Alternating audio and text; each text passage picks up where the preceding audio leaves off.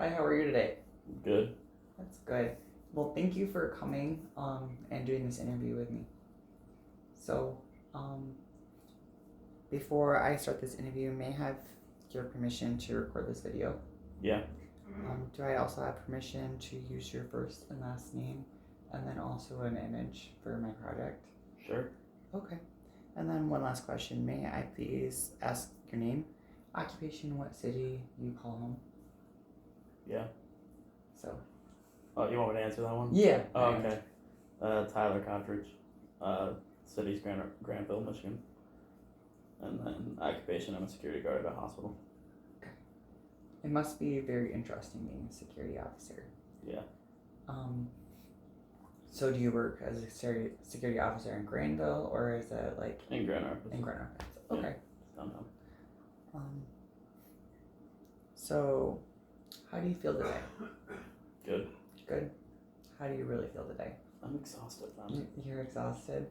Did you just come here from work, or? No, I worked last night. You worked last night. Did you sleep okay, or? No. No? Well, I'm sorry. Not your fault. Are you just laughing because you're just trying to release, like, Yeah, the comedy of not being able to sleep? Yeah. Okay. Well, I'm definitely very sorry you can't sleep. Hopefully you'll be able to get some. Yeah. Give it a couple hours. How would you describe yourself? I don't know. I like life. Describe yourself as life? Yeah. I just live now. I'm just a fun-loving guy. Yeah. Like to have fun. Fun? What kind of stuff do you like to do for fun? Play video games, hang with friends, watch movies. Watch movies? What's the last movie you watched? All of the Lord of the Rings. All the Lord of the Rings. Yes. That's quite a long series. Mm-hmm. Devoted a whole half day. A whole half day. Mm-hmm. So you're very devoted. Mm-hmm. Nice. Yeah. Favorite. Who'd you watch it with? Myself. Just yourself? Yep. Myself and a bowl of popcorn. Bowl of popcorn. Nice. So you do a lot of like self-care? No, I just like movies. You just like movies? Okay. Well, getting into like my project and everything is about compassion. I was wondering if you could tell me a time that, or a story about a difficult time in your life when you received someone's compassion.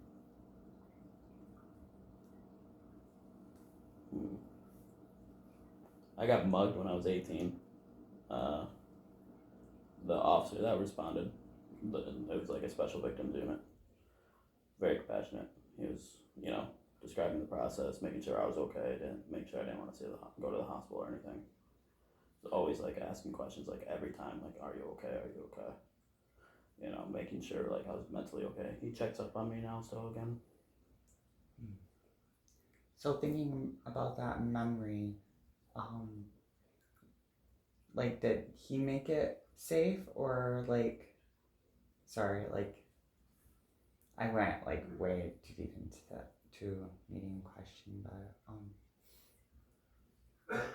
what qualities of that officer made you feel safe, other than he just kept reassuring you? Was it that just his presence? Just his presence. Yeah, just like knowing that he actually cared. He didn't do anything else. It's just like he actually cared to make sure I was safe.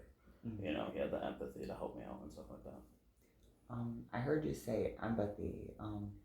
Like, what characteristics was he showing of empathy? Like, he was actively listening. Just actively listening? Yeah. Okay. Looking me over all the time and making eye contact and showing, like, in his face, you could tell that he was like, I'm sorry that this happened. This shouldn't happen. And during that, like, what kind of feelings were you, like, feeling during that time? Like, Confused. Any other emotions? Anger. Mm-hmm. That must have been a very difficult time to be at. You said 18, mm-hmm.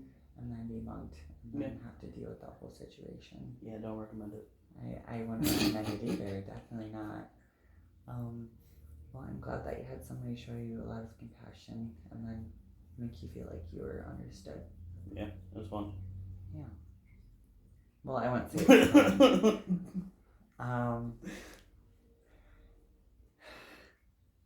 And then going off my kind of list of paper here, when you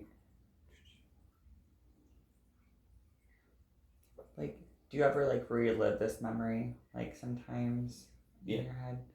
Um, like when you relive it, what kind of feelings do you have towards it? Like, just a shit ton of anger. just a lot of anger. Yeah. When you relive it, how do you feel about like yourself? Like, do you feel like blame towards yourself, or Yeah, I blame myself. It's like I could probably have done stuff differently. did you ever forgive yourself? No. No. Oh. Well, do you think that you should? No. Oh. Well, the point, I guess, have you ever given compassion to the idea that, like, giving yourself self-compassion that those circumstances were not like your fault, like you didn't make them mug you, you didn't force them to do that, you were just in a wrong. Pardon? I said that'd be weird to force them to do that, but yeah, you always have compassion to yourself when it comes to a situation like that. You know you can't like ever try not to have it happen again. It's just sometimes you just have to also blame yourself in aspects because like there were some circumstances in that nature that I could have probably helped prohibit it from ever happening. But yeah, compassion towards myself to try to forget it and not let it affect me, and you always try to do that. Okay. Well, I'm glad that you were able to give yourself some compassion and that you're able to forgive yourself for it.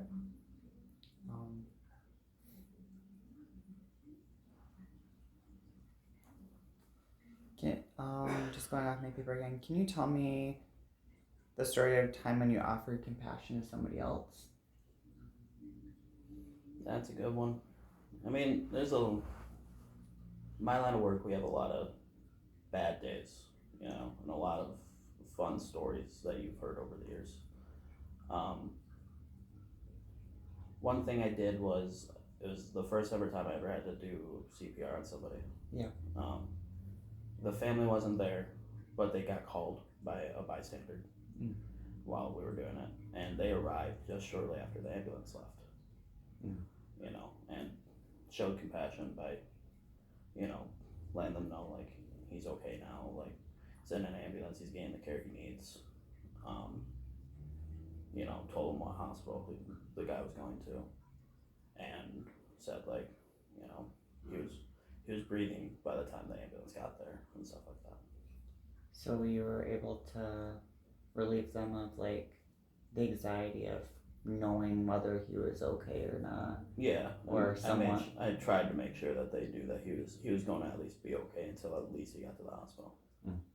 Were you able to provide some care to him before, or were you just the one to help send him off to the hospital? I mean, I was the one doing the CPR. You were. Oh, sorry. I guess I should have listened better, but I apologize for that.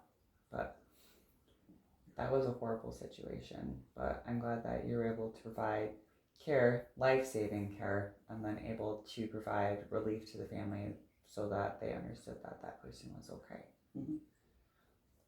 And in that moment, like, what were you feeling other than this is an emergent situation? Like, did you feel like you're helping, like, aiding that family, or like, did you feel like an emotional tie because you helped that person and now you need to help that family, or was it just? It was a weird thing because like in my mind the entire time during it was like the guy looked like my uncle, but it wasn't my uncle. So to me, all I wanted to do was just make sure he lived, because it was like, oh yeah, this has personal significance to me for some reason. So that's all I ever did was just that's how I felt, was like, this is personal. Like, I gotta help him, no matter what I can do. So the motivation was like humanity, like a humanistic aspect was like, this is a person and we need to help him. Mm-hmm. Yeah. Well, well, it sounds like you, not giving you like whether you did anything right or wrong, but I believe you did a really good favor to that family and to him. Yeah. And did you ever hear anything back from the family? Or Yeah, I still actually talk to him. We're good friends though. Yeah, his son actually became a good friend of mine. Nice. Yeah, we talk all the time. Well, I'm glad you made like connections along with something that was very personal to you and as well as that family. Yeah.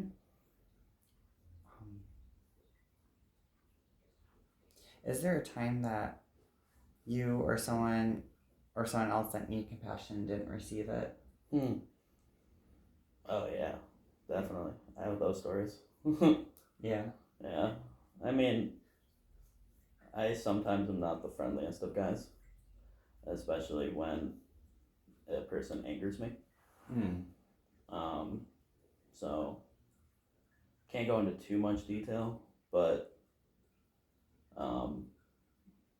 there's a homeless guy downtown, and he comes in a lot to the hospital, and one day he punched me in the face.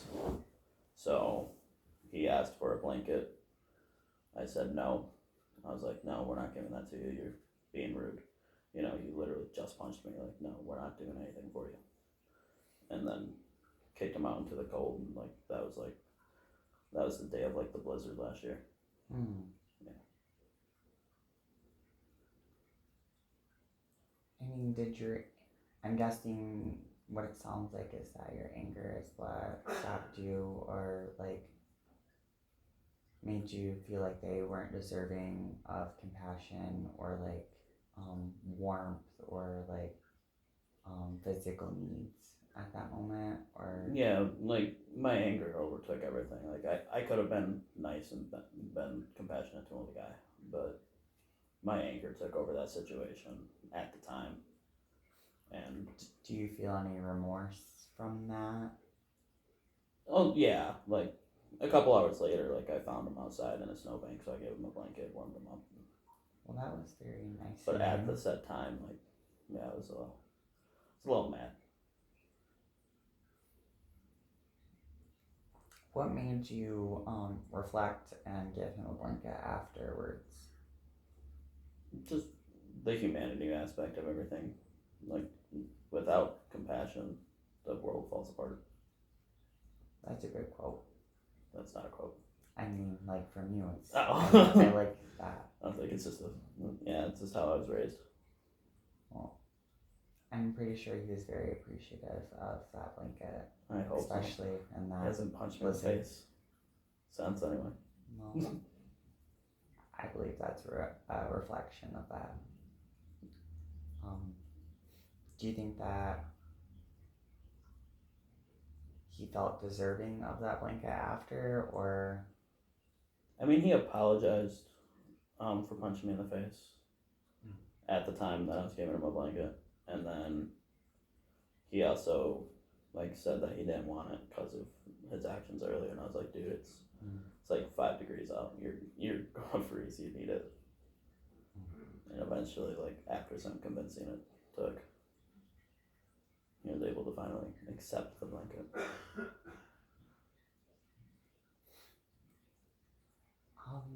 Just going back, do you think? Why do you think that they punched you in the face? I guess was it just because like they were angry, or? I really honestly can't tell you. Can't tell you. I honestly just don't know. I don't know what was going through his mind at the time. I believe it was just because they weren't allowing him to stay in the hospital to stay warm all night. Okay. So he was just frustrated and nobody was hearing him out. Yeah, I'm assuming it was probably frustration. Okay.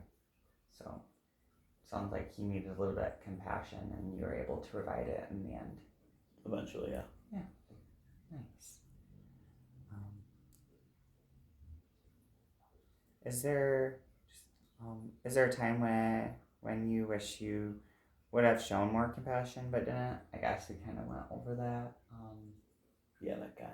Yeah, that guy. Yeah. That one guy. I just tossed him a blanket, just like, take it, go away. Awesome. Do you think compassion is important? Yes? No? Yeah, I was raised on that. Compassion's literally what runs this world. You know, my family's a military family, so it's all we do is show compassion. In what ways did your family show compassion to each other? I mean, we were always very kind to each other for the most part. You know, my family's very big in general because, like, military, like, even if they're not blood, they're your family. You know, so like whenever my dad got deployed, which he got deployed often, you know, the other moms and the other dads that were part of the unit, they were like, "You're my son today. You know, we'll go hang out. We'll go throw a ball. You know, they kept my mind off of my dad going to a war zone." It sounds like they're very compassionate, and especially in such a close knit group. It was like you were not like a military group, you were more of a whole military family community that took care of each other. Yeah, there's like a million of us that live generally next to each other, and it's a very small area. Well, it's a very enlightening thing that you just shared because people normally like to take care of themselves and like to take care of their own kin and make sure that they're taken care of first. And like at a young age, they want to make sure that their child has the most. And it's really nice to know that like a whole group would be very compassionate towards multiple children and in a group setting. So yeah, it takes a village to raise someone. Yeah. And how did you feel about like gaining all this love from this community? Like, I mean, it kept my mind off of, you know, like when you're a military brat is what we're called. Our minds are always, whenever we get told that our dad's deploying or our mom's deploying, we're always like, oh, they're gonna go die. Like very young age. Like I was 6 with that thought. It's not a very good thought to have at that age, Definitely you know. Not. So it made the world because like literally like even if my dad were to have the unfortunate event of not returning, which I saw multiple families have, you know, they still had our back. You know, we still had someone there that we could go talk to if we needed to. So it's very important aspect to show like kindness and compassion to others because you don't know what they're going through. Yeah. Is that kind of like a summary of what? Yeah, like you never know what anyone's ever going through. They could be going through like a rough breakup. They could be going through, you know, a family member just died, something of that nature. And showing that one little compassion could be saving them from going to jail that night to going home and safely, you know. So being able to show compassion makes the world a difference. Yeah, it literally carries the world.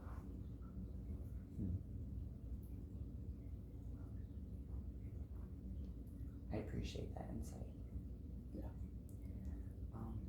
Just going off my list again. Do you think sometimes we show too much compassion towards each other? Oh, absolutely. Yeah, 100%.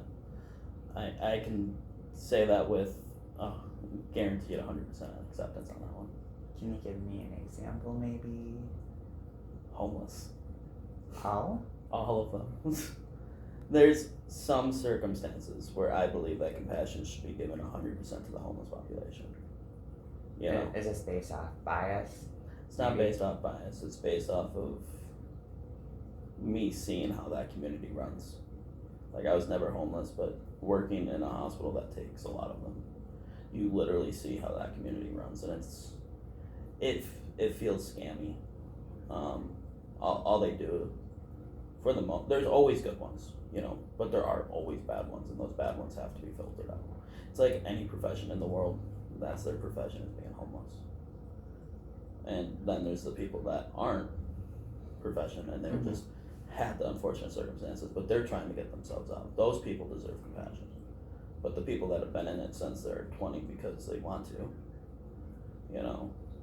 those are the people. It's like, no, that's rude. You're taking money away from someone that needs it. You're taking housing away from somebody that needs it. Medicare from somebody that needs it.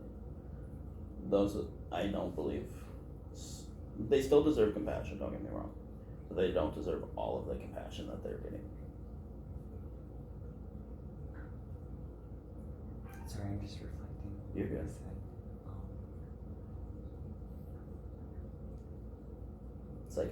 It's like a game. Oh. I mean, that's quite. It's a weird terminology. I mean, that is quite a perspective. Yeah. You see it a lot, unfortunately. Is there other situations in which we show too much compassion other than just towards a group? Situations. It sounds really weird. I'm not gonna lie. But I'm not here to judge you. But the loss of this family member, I feel like we always give too much compassion for that. It's like, yeah, we all want compassion in that situation. But I lost several uncles and aunts in the war, and all the time you see those kids and all they're getting is compassion, but what about the reality of the situation?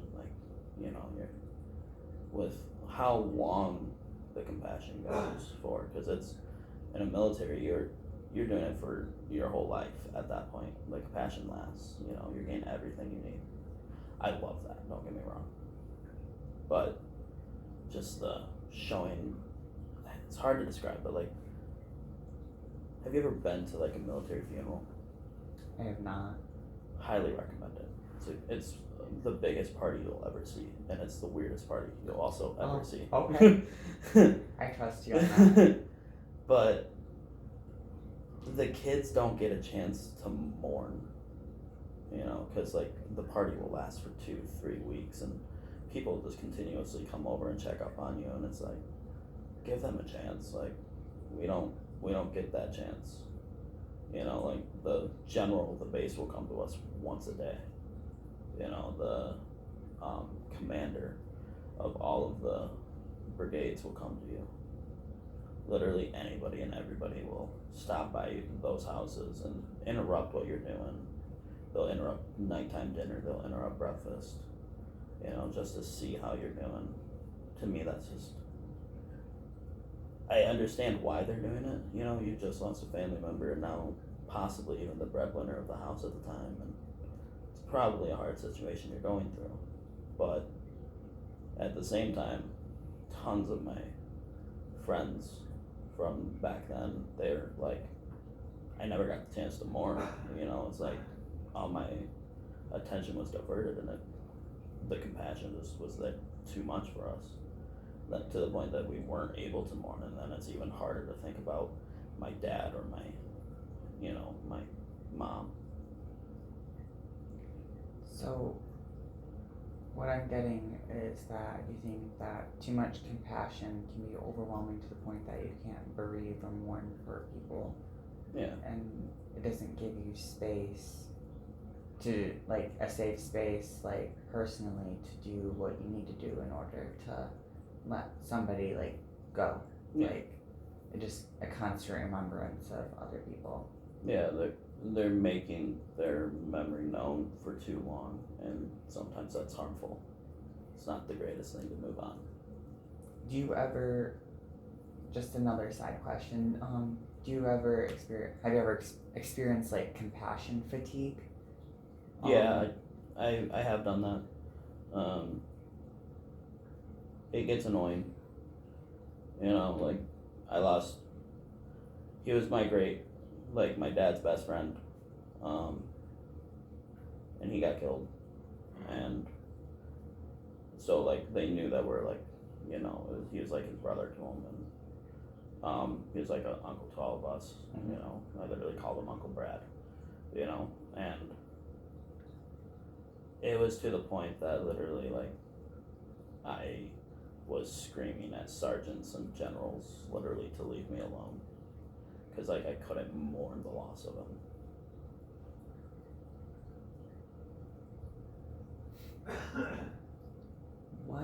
When would you say that compassion has met its limit, and that, like, I guess that's the question, when has compassion met its limit? I think compassion reaches the limit of when the person that's receiving the compassion says to stop, or if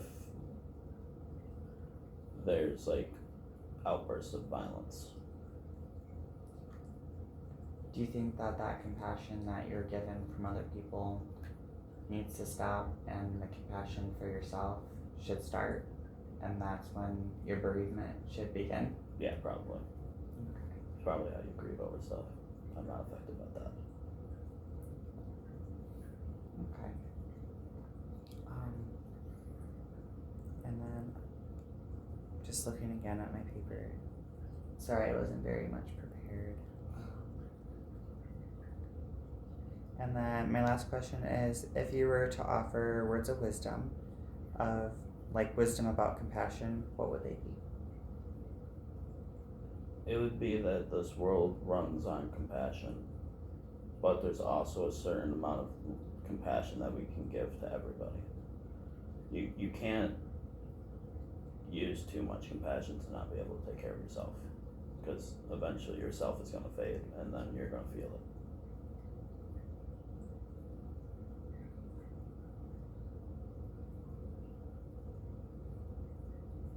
I appreciate that. Yeah. Is there anything else that you'd like to say or reflect on before we're done with this interview? No.